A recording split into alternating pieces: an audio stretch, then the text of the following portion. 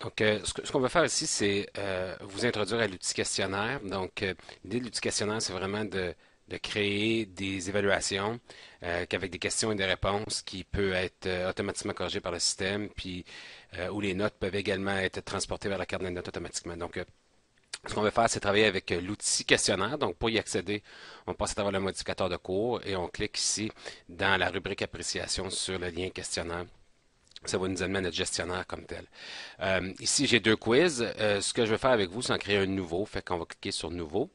Puis, on va donner un titre à notre quiz. Donc, dans ce cas-ci, on va l'appeler Quiz 1. On peut catégoriser notre quiz. Si on a beaucoup d'évaluations dans le cours, on peut les catégoriser. Quiz, exercice et ainsi de suite.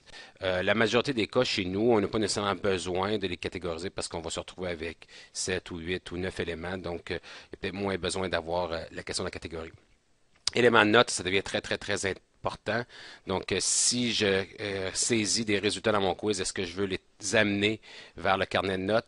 Donc, si j'ai déjà créé des colonnes dans mon carnet de notes, automatiquement, la boîte va être renseignée avec ces éléments-là. Ou je peux directement créer une colonne dans mon carnet de notes. Fait que si je vais appeler note du quiz 1.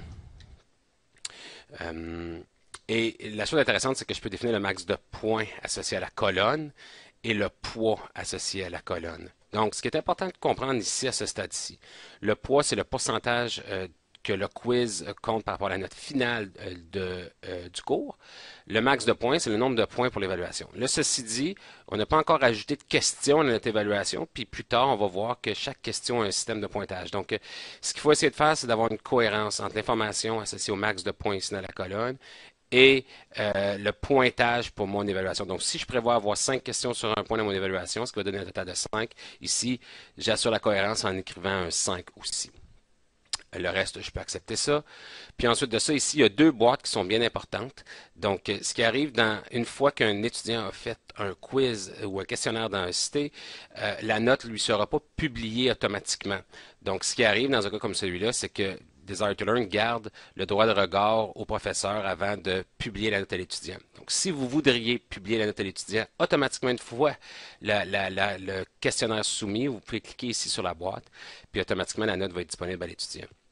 Autre boîte très importante, c'est ici exporter automatiquement dans la dépréciation. Donc, ce que ça veut dire, c'est qu'une fois qu'une note est publique, que ce soit automatiquement une fois l'évaluation remplie par l'étudiant ou après vérification du professeur, est-ce que je veux amener ces notes-là vers la colonne du carnet de notes? Fait que normalement, nous, dans nos cas, on veut faire ça parce qu'on veut assurer que les résultats se rendent à l'intérieur du carnet de notes. Les autres propriétés ici, un peu moins importantes. Donc, conseil, ça c'est beaucoup plus utilisé lors de la formation en ligne. Ça permet aux étudiants d'avoir un lien leur permettant d'envoyer un courriel au professeur à l'intérieur de l'évaluation. Déactiver le clic de droite, c'est des paramètres de sécurité. Même chose pour déactiver le téléavertisseur et les alertes, c'est un autre paramètre de sécurité.